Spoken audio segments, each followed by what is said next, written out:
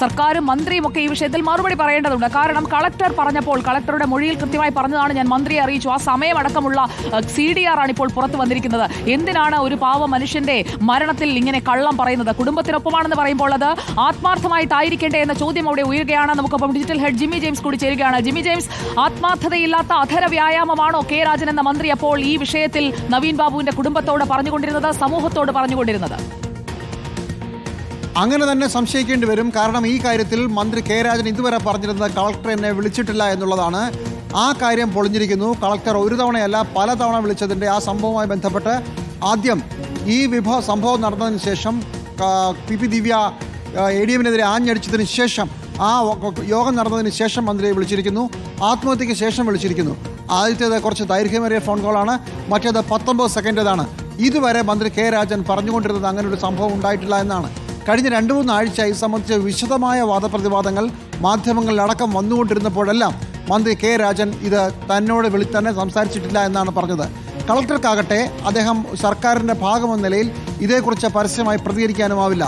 Collector കള്ളം പറയുകയാണെന്നും collector ഇതിൽ P ദിവ്യയെ രക്ഷിക്കാൻ വേണ്ടി ചില കാര്യങ്ങൾ ചെയ്യുകയാണെന്നും വരെ മാധ്യമങ്ങളും ബാക്കിയുള്ളവരും പറഞ്ഞു വെക്കുമ്പോഴും മന്ത്രി മൗനത്തിലായിരുന്നു.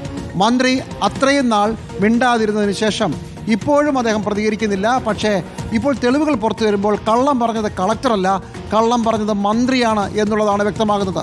സുജയ, ഒരു കാര്യം കൂടി, ഇതിൻ്റെ അർത്ഥം ADM നവീൻ ബാബു കൈക്കൂലി വാങ്ങിയെന്നോ ഇല്ലെന്നോ അല്ല, പക്ഷേ ഒരു സംഭാഷണം ഉണ്ട് എന്ന് കളക്ടർ പറയുന്നത് ഇല്ല എന്ന് മന്ത്രി പറഞ്ഞു. അത് കള്ളമാണ്. ഇനി നമ്മൾക്കറിയേണ്ടത്, ഇനിയെങ്കിലും മന്ത്രി കെ രാജൻ മൗനം വെടിയണം. എന്താണ് സംസാരിച്ചിരുന്നു എന്ന കാര്യം വ്യക്തം. ഈ കാര്യം തന്നെയായിരിക്കും സംസാരിക്കുക എന്നുള്ളതും വ്യക്തം. കാരണം ഇത്രയും വലിയൊരു സംഭവത്തിന് ശേഷം ജില്ലാ കളക്ടർ മന്ത്രിയെ വെറുതെ വിളിക്കില്ല, ഈ കാര്യം പറയാൻ തന്നെയായിരിക്കും. അതുതന്നെയാണ് ജില്ലാ കളക്ടർ പല അന്വേഷണ സംഘങ്ങൾക്കും, ആദ്യം റവന്യൂ അന്വേഷണ സംഘത്തോടും പിന്നീട് പോലീസിനോടും മൊഴി കൊടുത്തത്. അങ്ങനെയെങ്കിൽ ഇനി പറയേണ്ടത് എന്തായിരുന്നു സംസാരിച്ചെന്നുള്ളതാണ്. മന്ത്രി കെ രാജന് ഇനി ഈ കാര്യത്തിൽ ഒഴിഞ്ഞു മാറാനാവില്ല. എത്ര ദിവസം മന്ത്രി ഇനി മാധ്യമങ്ങളിൽ നിന്ന് ഒളിച്ചു മാറും എന്നുള്ളതാണ് ചോദ്യം. പല തവണ നമ്മൾ ചോദിച്ചപ്പോഴും ഒരു മടിയുമില്ലാതെ എന്നോട് സംസാരിച്ചിട്ടില്ല എന്നാണ് മന്ത്രി കെ രാജൻ പറഞ്ഞത്. മന്ത്രി കള്ളം പറഞ്ഞിരിക്കുന്നു എന്നുള്ള കാര്യം വ്യക്തം. ഇനി ഒരു കള്ളം കൂടി പറയാതിരിക്കുക, എന്താണ് സംസാരിച്ചത് എന്നുകൂടി മന്ത്രി പറയുക. അത് കേരളം അറിയാൻ ആഗ്രഹിക്കുന്നു. കാരണം ഈ കേസിൻ്റെ മുഴുവൻ കാര്യങ്ങളും ഈ ഒരു ഫോൺ സംഭാഷണത്തെ കൂടി ബന്ധപ്പെട്ടിരിക്കുന്നു. കാരണം ADM നവീൻ ബാബുവിനെ പ്രതിസ്ഥാനത്ത് നിർത്താൻ കളക്ടർ മനഃപൂർവ്വം കള്ളമൊഴി കൊടുത്തു. അങ്ങനെ കേസ് മുഴുവൻ അട്ടിമറിച്ചു എന്നാണ് ADMൻ്റെ കുടുംബം വിശ്വസിക്കുന്നത്. ആ വിശ്വാസത്തിൻ്റെ അടിസ്ഥാനത്തിലാണ് അവർ കോടതികൾ കയറി ഇറങ്ങിക്കൊണ്ടിരിക്കുന്നത്. ഇതൊരു ആത്മഹത്യയല്ല, കൊലപാതകമാണെന്ന് പോലും അവർ സംശയിക്കുന്നത് ഇതിൻ്റെയൊക്കെ അടിസ്ഥാനത്തിലാണ്. ഈ സംഭവത്തിലെ ഏറ്റവും നിർണായകമായൊരു വഴിത്തിരിവാണ് മന്ത്രിയും കളക്ടറും തമ്മിലുള്ള സംഭാഷണം. ഇതുവരെ മന്ത്രി കെ രാജൻ നിഷേധിച്ച സംഭാഷണം.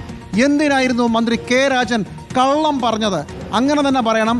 എന്തിനാണ് മന്ത്രി കള്ളം പറഞ്ഞത് എന്നുള്ളത് ഇനി വ്യക്തമാകേണ്ട കാര്യമാണ്. മന്ത്രി സംസാരിച്ചേ പറ്റൂ.